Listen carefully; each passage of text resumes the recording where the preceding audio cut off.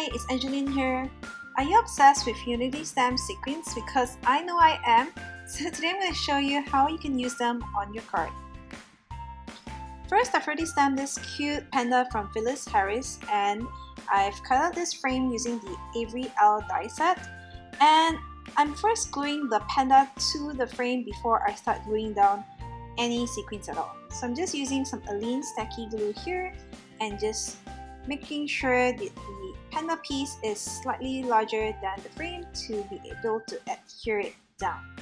Next, I'm grabbing the Unity stamp sequin mixes here in blues, purples, and see-through, and my mixed media glue from Thermoweb.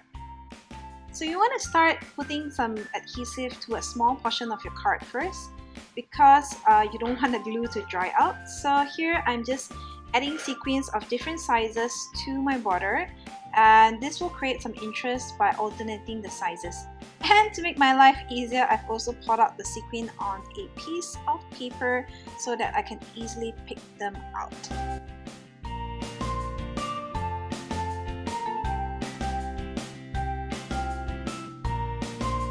So here is my sequin border all blinked up, and here is my finished card.